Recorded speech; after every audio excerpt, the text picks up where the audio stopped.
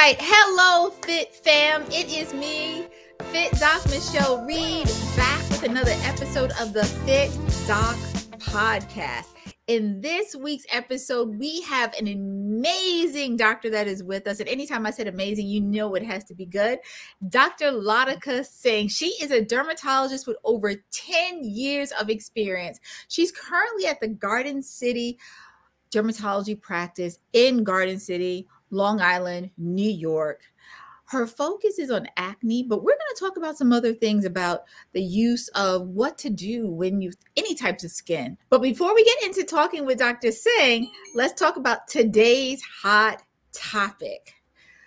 Whew, it's been a week.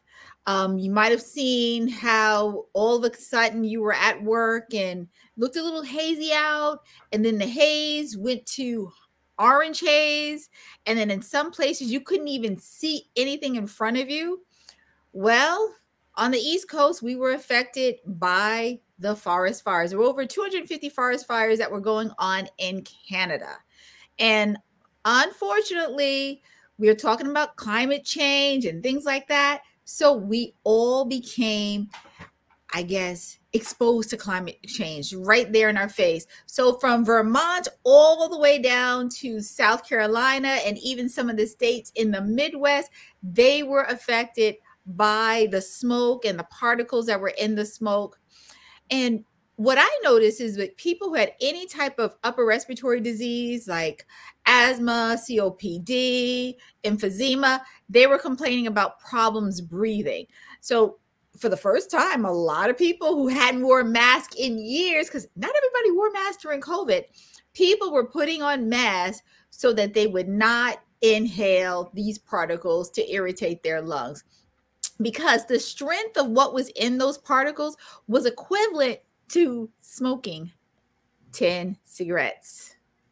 So we're going to continue to pray that eventually the forest fires, everything calms down. And then as a whole, we will work to do a better job with climate change because it is real. I am going to just jump right in with Dr. Singh. So Dr. Singh, just to get to know a little bit about you, what is one thing about you that nobody knows and I don't know that you'd like to share with us? Well, I actually grew up in Canada. I know you're talking about those fires. Wow. So I grew up in Canada. I moved to Texas, and then I finally moved to New York after I finished all my training. So I feel like I've experienced all different climates, different countries. So that's something not everyone knows. I had no idea about that. I liked how you were able to tie that back in there. So jumping right in. Skin. We all go through like rashes, acne, maybe some eczema, irritation. When is the best time, or what age is the best time for someone to start thinking about their skin regimen? Honestly, since birth. I mean, sun protection, that you do that for your babies. You hide them from the sun avoidance, teach them early on the importance of sunscreen. In terms of a set regimen, probably in the teenage years when you really need to start washing your face, moisturizing. A lot of teens struggle with acne. So that's a really good time to introduce a good, solid skincare regimen. Now, a lot of patients that I talk to, they don't use any moisturizer. And they'll say like, well, my skin, I don't have to worry about that because my skin doesn't dry up on my face, but they'll put the moisturizer on the rest of their body or some type of lotion. So why is it important for us to use moisturizer on our face? And what are the different types that we should maybe even consider depending on what age we are? So that's also pretty individual. There are some patients with really oily skin that don't need moisturizer, but most people could benefit from it. So one way to know whether you need it is after you wash your face. If your skin feels dry and tight immediately, then I would definitely put moisturizer on. A lot of times it feels dry and tight. We kind of go around our business and then the oils recalibrate and then it feels fine again. Mm-hmm. you know, so, and there's lots of different types of moisturizers too. There's heavy creams that are oil-based. There's oil-free moisturizers. Now there's gel-based creams. So there's a lot available for every type of skin type. Wow. And then I had really bad acne later in life, probably around the time when I was getting ready to apply to medical school, and didn't leave any scarring. But, you know, at what point in time when you have acne, should you follow up and see the dermatologist? Because I remember when I was growing up, like Clearasil was the product that you started to use if you started to have any type of bumps or pimples on your skin. So what do you recommend, and when should they make an appointment to see you as they are developing acne? So a good place to start is over the counter. So when you start to get your first breakout, minor breakouts, it's reasonable to try an over-the-counter option. But if you start to get deep, painful cysts, you know, if there's scarring, then you need to see a dermatologist sooner rather than later. You know, because most people go through a stage where they break out with acne. Teenage years, whether it's with the menstrual cycle for women, and that's okay. People can live with a pimple or two. The real damage is done when you get the scarring. That's much harder to treat. And I see a lot of patients who had acne when they were younger and they didn't really take care of it, or they weren't aggressive enough. And now they're coming to me in their 30s, 40s, and they're worried about the scarring. You know, now they want to do something about it. So as fast as we can address the acne, if it's moderate to severe, the better off we are. So now if they're coming to you at that point in time, they have scarring, what do you recommend for them to do? Well, first off, we want to stop the breakouts. You know, so there's a lot of things we can do for the scarring. There's chemical peels if there's just pigmentation, there's laser treatments, but all those things are time intensive, expensive. And if we're still breaking out, it doesn't make sense to go down that route. So I do see a lot of patients that are very concerned about the scarring, but you know, and some of the creams that we prescribe, especially topical retinoids, for instance, or some of the alpha hydroxy acids, they address both the acne and the scarring. But first and foremost, it's addressing the acne. Now, with acne, I know growing up, because I know things are totally different, and I'm not trying to age myself or anything like that, but, you know, it was always felt that it was, oh my goodness, it's something that you're eating. You're eating a lot of greasy food. The greasy food is what's causing the acne. Like, what is the real, like, root and cause of acne that you have maybe in your teenagers and then years and going into your 20s and your 30s and 40s? So acne for everyone is oil plus bacteria, right? So in the teenage years, we see a lot of hormonal shifts. The hormones act on the oil glands, they spew oil, and then we break out. Okay, same with the menstrual acne, the flares that we see with hormonal acne in women. The hormones are up and down, and then they act on the oil glands, and then we get the painful cysts. So it's oil plus bacteria, really. Food definitely plays a part, you know. So studies have shown that high sugary foods, processed foods, things that increase your glycemic index, increase your insulin, right? And then they increase your insulin growth factor. And then that whole pathway acts on the oil glands. So diet definitely plays a role. But in teenage years and hormonal acne for women especially, it's not the sole cause. Okay. And then I know we were also talking about off camera about the importance of maybe chemical peels or even going for facials. So at what age do you recommend that someone starts to go for a facial? Because I think my first facial was probably like when I was in my like late 20s, early 30s. And now I'm hooked because I could see the difference in my skin like after I've had a facial, and people are like, oh my gosh, you're glowing. Your skin looks so good. But, you know, not everybody thinks about that. And I think it also has to do with like your level of exposure. I mean, I went to the dermatologist, so I think I'm really super sensitive since I had that really bad acne, because I know that can also affect your confidence.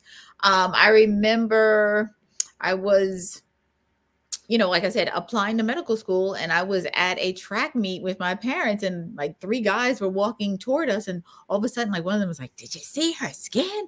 Her skin is messed up." And I'm like, okay, they're not talking about my parents because I was in the middle of them. I guess they're talking about me. Oh, no. But people can be cruel. Yeah. So whatever we can do to get people to have clearer skin, because I know it affects their confidence, like when should they start with facials and chemical peels? So, I mean, that's not, again, it's pretty individual. It's not right for everyone.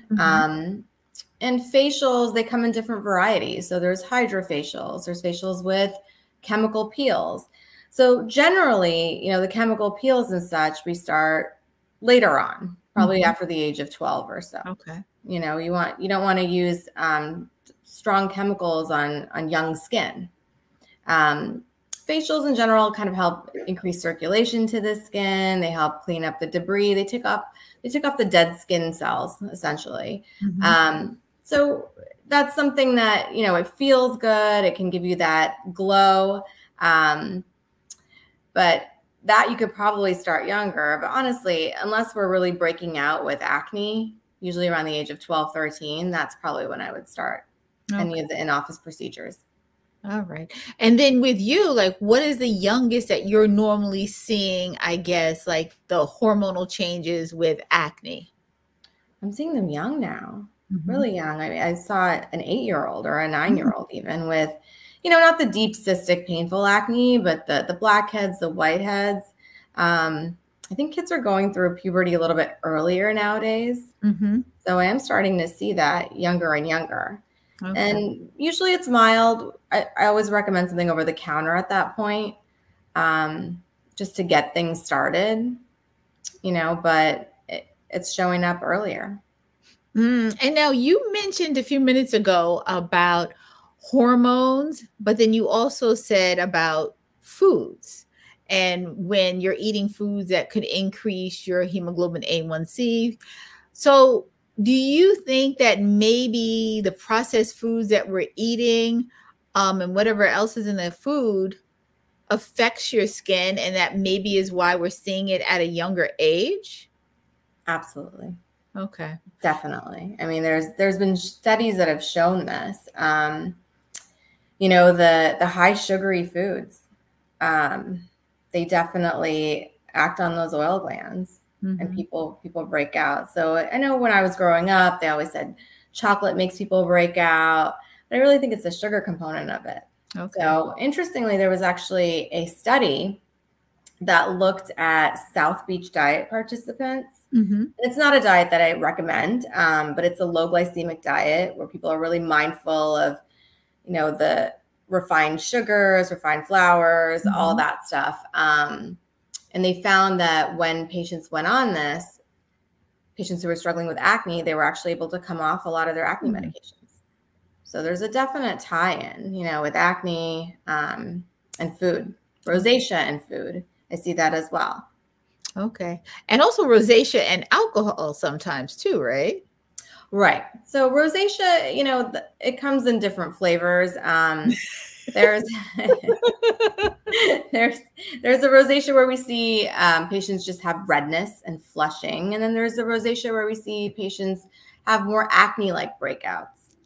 So with the flushing, also with the breakouts, people have certain triggers that flare their rosacea. So alcohol is one of them, sun, hot liquids, spicy foods, peppermint. There's different triggers. It's not all the way across the board, but my patients definitely need to be mindful. They look for their triggers and try to minimize them as much as possible. That is so true. Very true. And I was going to say, the other hot topic, especially in the field of dermatology, is Botox. You chuckled.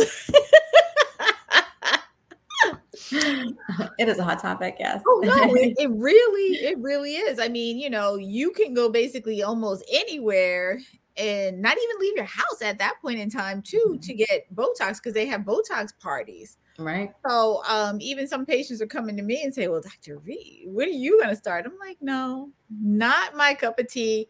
Something that I'm not interested in doing. But I leave it to the experts because this is your bread and butter. Like you deal with the skin.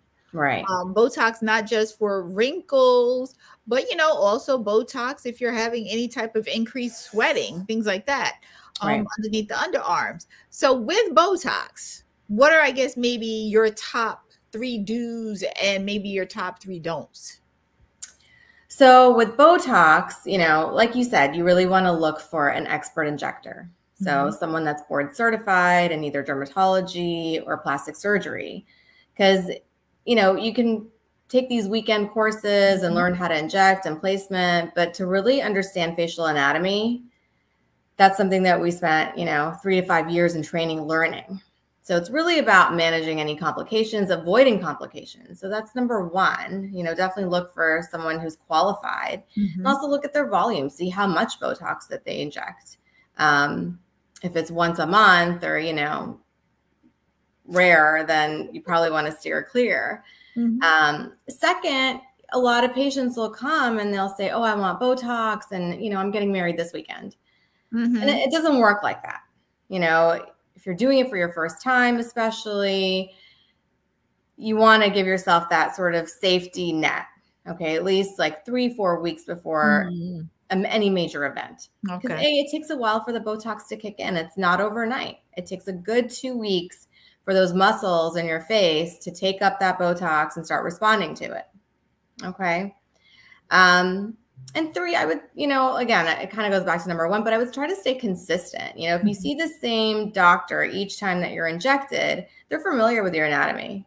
You know, if you have any sort of complication, if your eyebrow was higher last time or it feels heavy this time, there are people to talk to about that. Go back to them if there's any issues. They want to hear from you. We want to know what we can do next time or how to fix it. You know, a lot of times it just means injecting a unit here and there to get you what you want.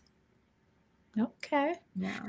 So I know we've talked a lot from, I'll just say from A to B with the acne, the Botox, cancer, C. Top 3 things, because I know personally people who have black and brown skin and even maybe darker skin too will say, oh, I don't need to go see the dermatologist because I can't get cancer. So anybody can get cancer. It is not just a disease that we see in Caucasians. It's a disease we see across all ethnic and racial lines. What are some of the things that you would like to tell our audience about skin cancer? So it's something to be mindful, like you said. It, you know, it can happen. It's definitely rarer, you know, compared to the Caucasian population, but it does happen.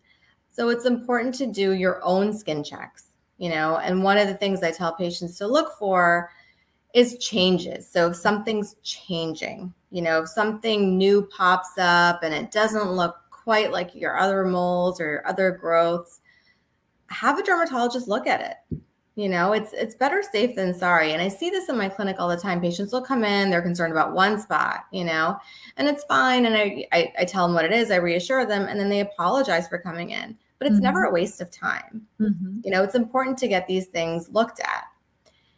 The other thing I would say is sunscreen, sun protection. You know, that's important for everyone, all ages, all skin types, you know, practicing sun avoidance, sun protection.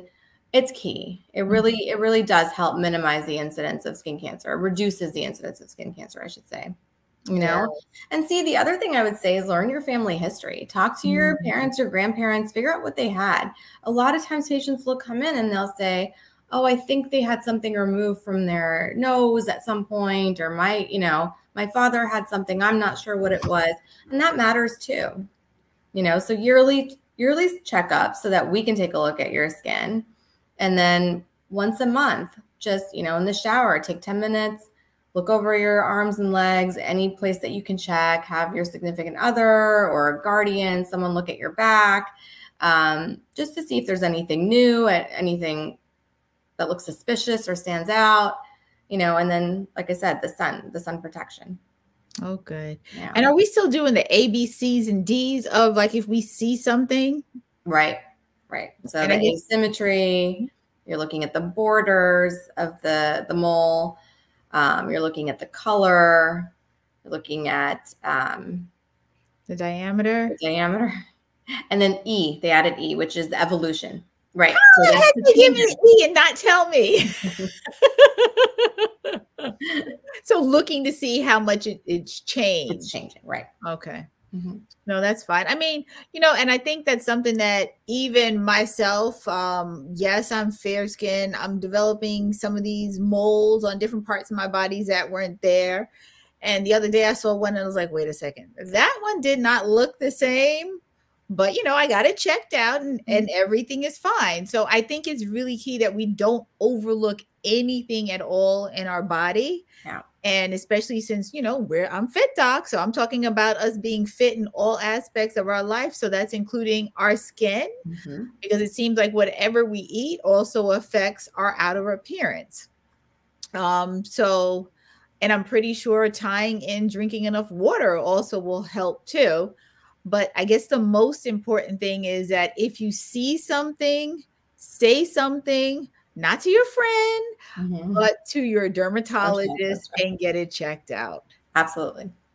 So Dr. Singh, what is the best way for us to reach out to you? Because for all things that have to do with our skin, not just with acne, how do we have our lovely audience get in contact with you?